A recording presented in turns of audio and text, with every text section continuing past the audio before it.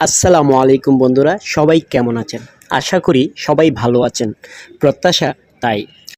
ফিরে এলাম আরেকটি নতুন ব্লগ নিয়ে আপনাদের সামনে।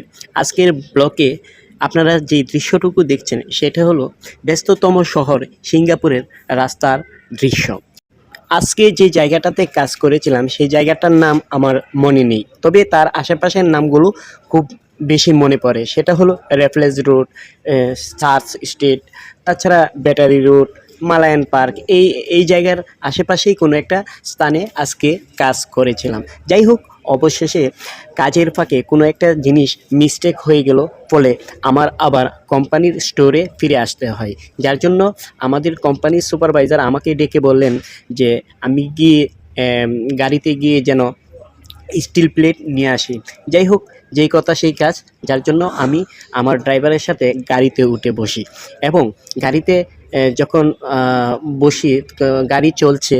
তারপর এই যে কত সুন্দর রাস্তা, সেই রাস্তা দিয়ে গাড়ি চলছে ডিসিপ্লিনের সাথে, খুব নিরাপত্তার সাথে সিঙ্গাপুরে সব কিছু করা হয়।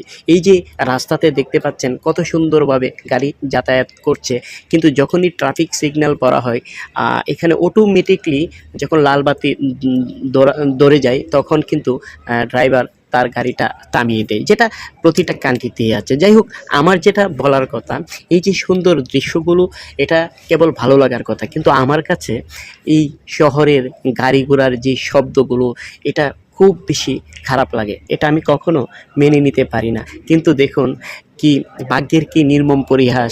আমার মতো এই মানুষটা, যে মানুষটা শব্দ মানে নৈশব্দ পছন্দ করে বা শব্দের কোলাহল যেটাকে বলা হয়, যে এই বিষয়গুলো আসলে আমি কখনো মেনে নিতে পারি না। কিন্তু আমি মনে করি পৃথিবীতে যত কান্ট্রি আছে তার মধ্যে সিঙ্গাপুর বোধহয় শব্দের দিক দিয়ে এগিয়ে থাকবে। কারণ এই দেশটা যতটা না উন্নত, তার উন্নতর পিছনে এই দেশের মানুষগুলো খুব বেশি ব্যস্ত থাকে।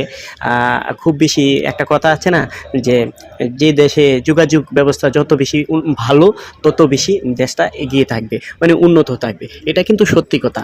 যাই হোক, মানে এই যে দেশের মানুষজন এত ছোটাছুটি করে এই জায়গা থেকে ওই জায়গায় যাচ্ছে, বা আমিও কিন্তু এখন গাড়ি দিয়ে আমি একটা জায়গা থেকে আরেকটা জায়গাতে যাচ্ছি, এটা কিন্তু অ্যাকচুয়ালি মানে কোম্পানির কাজের জন্য।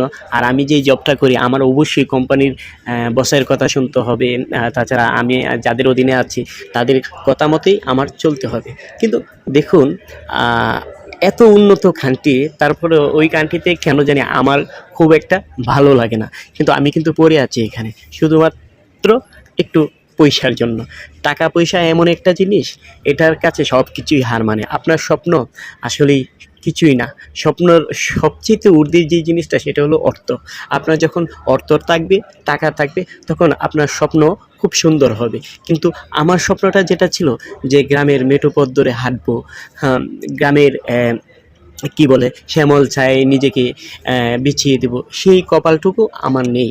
আমি পড়ে আছি সুদূর প্রবাসে, যেটা কেবল আমাকে দুঃখই দেয়। এই হলো অবস্থা।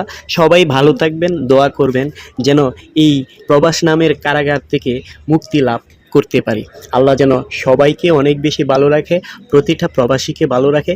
একটা সময় যেন প্রতিটা প্রবাসীর মানে মনের চাহিদা সেটা যেন আল্লাহ তাআলা পূরণ করে।